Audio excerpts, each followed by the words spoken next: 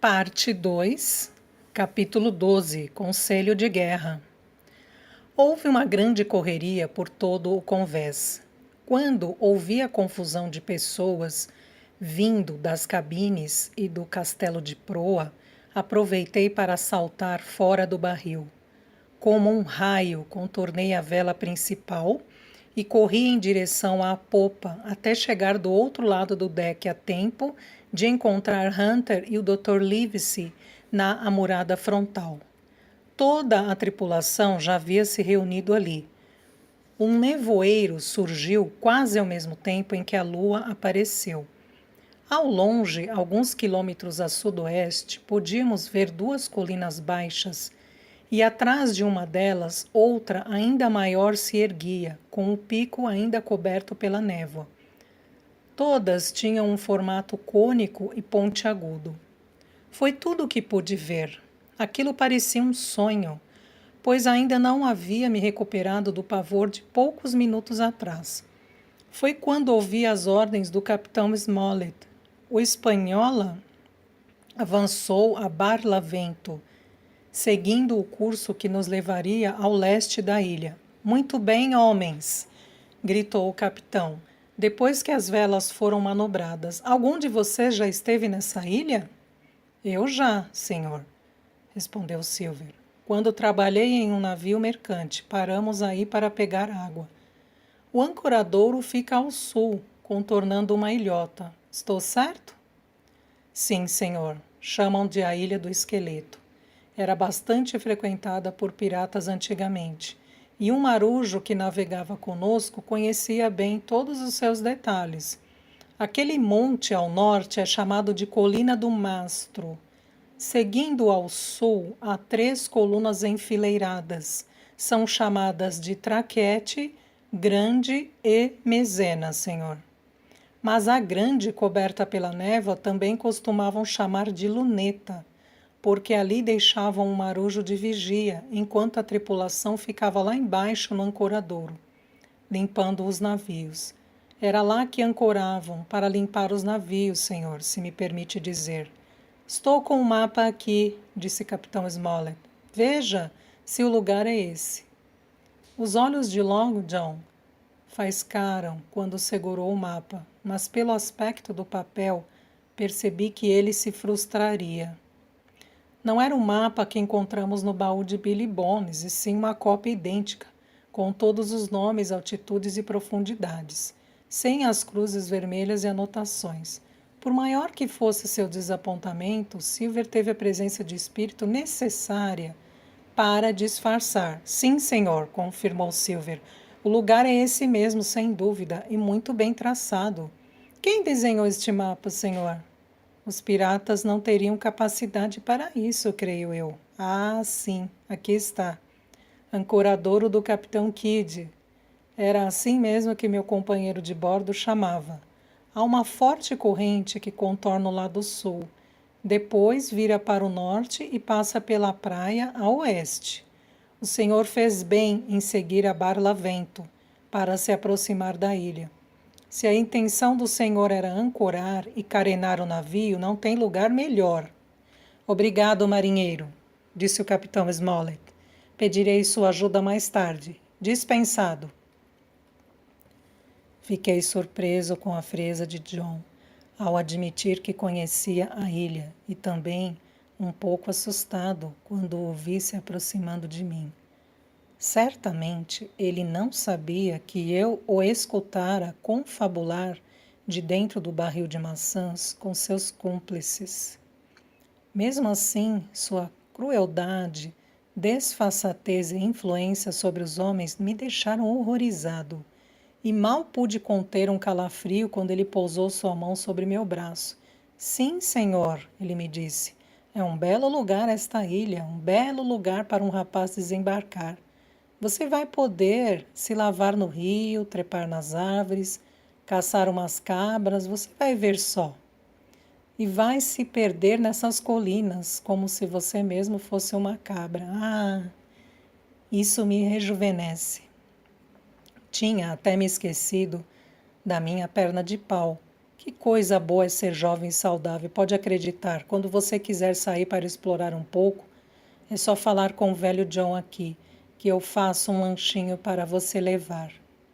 E com um tapinha no meu ombro, como se fosse o melhor dos meus amigos, saiu claudicando e desceu para a cozinha. O capitão Smollett, o barão e o Dr. Livesey conversavam no tom badilho, e mesmo aflito como eu estava para contar a eles o que sabia, não quis interrompê-los ali, tão abertamente. Enquanto ainda vasculhava minha mente à procura de um bom pretexto, o Dr. Livesey me chamou para perto dele. Havia deixado seu cachimbo na cabine e, como era fumante inveterado, pediu que eu fosse buscá-lo. Assim que fiquei próximo dele o suficiente para não sermos ouvidos, disse: Doutor, preciso falar com o senhor. Vá com o capitão e o barão até a cabine e invente algum motivo para mandar me chamarem. Tenho péssimas novidades. Sua expressão se alterou levemente, mas logo se recompôs. Obrigado, Jim, disse em voz bem alta. Era o que eu queria saber, como se tivesse me perguntado alto. E com isso se virou e se juntou novamente aos outros dois. Conversaram brevemente, e mesmo que todos tenham se mantido impassíveis e com o tom de voz inalterado, estava claro que o Dr. Livesey havia transmitido o meu pedido, pois logo em seguida o capitão deu uma ordem a Job Anderson para que toda a tripulação se reunisse no convés. Companheiros, comentou o capitão Smollett, quero dizer algumas palavras a vocês. Esta ilha que avistamos é o destino de nossa viagem. O Sr. Trelawney, como generoso cavalheiro que é, me pediu algumas informações e lhe respondi sem ressalvas que todos os homens a bordo cumpriram com seus deveres de maneira irretocável, superando minhas expectativas. E por isso ele, o doutor e eu desceremos à cabine para brindar à sua saúde e sorte. E vocês poderão beber e brindar à nossa saúde e sorte. Vou lhes dizer o que penso disso, acho formidável. E se vocês compartilham de minha opinião, deem um bom viva à moda dos marinheiros ao cavalheiro responsável por tudo isso. Todos gritaram, o que era esperado, obviamente. Mas o entusiasmo foi tanto que confesso que mal podia acreditar que aqueles mesmos homens conspiravam contra nós. Mais um viva para o capitão Smollett, Long John gritou após a primeira salva. E a segunda saudação também foi estrondosa. Os três senhores desceram assim que os gritos cessaram e pouco depois mandaram avisar que Jim Hawkins era esperado na cabine. Encontrei os três à mesa com uma garrafa de vinho espanhol e uma porção de passas. O doutor fumava sem parar, com a peruca em seu colo. Eu sabia que aquilo era um sinal de nervosismo. Como a noite estava quente, a janela para a proa estava aberta e era possível ver o reflexo da lua nas ondas atrás do navio. Muito bem, Hawkins, disse o barão. Você tem algo a nos dizer. Vamos ouvir. Fiz o que era meu dever e contei toda a conversa que Silver teve com seus comparsas, embora um pouco resumida. Ninguém me interrompeu, imóveis e com os olhos fixos em mim, do começo ao fim do relato.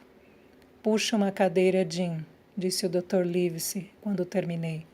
Sentei-me com eles à mesa. Me serviram um copo de vinho e um punhado de passas.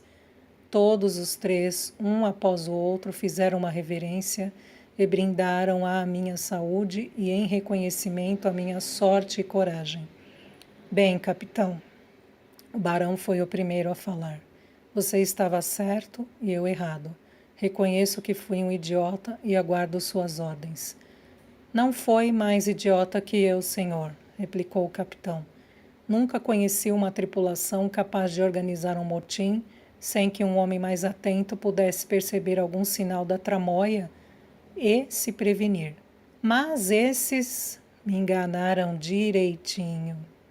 Capitão, o doutor interveio, se me permite dizer, isso é obra de Silver. É um homem acima da média, sem dúvida. Pois ficaria melhor ainda no alto de uma forca, senhor, retrucou o capitão. Mas essa conversa não leva a lugar nenhum. Vejo algumas questões aqui e, se o Sr. Trelawney permitir, gostaria de expô-las. O senhor é o capitão, tem todo o direito de falar abertamente, disse o Dr. Trelawney com ar solene. O capitão então prosseguiu. A primeira questão é: temos que continuar com o propósito da viagem, pois agora não há mais volta.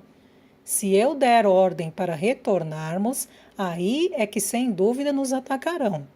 A segunda questão: ainda temos algum tempo, pelo menos até o tesouro ser encontrado. E em terceiro lugar, ainda restam alguns homens leais, mas é o seguinte: Senhor, em algum momento o motim vai estourar, e minha proposta é que esperemos o Senhor certo de agir. Tudo na vida requer tempo e medida, como diz o ditado. Devemos esperar para pegá-los desprevenidos, quando menos esperarem. E imagino que possamos confiar em seus criados, não é, Sr. Trelawney? Como se fossem eu mesmo, afirmou o barão.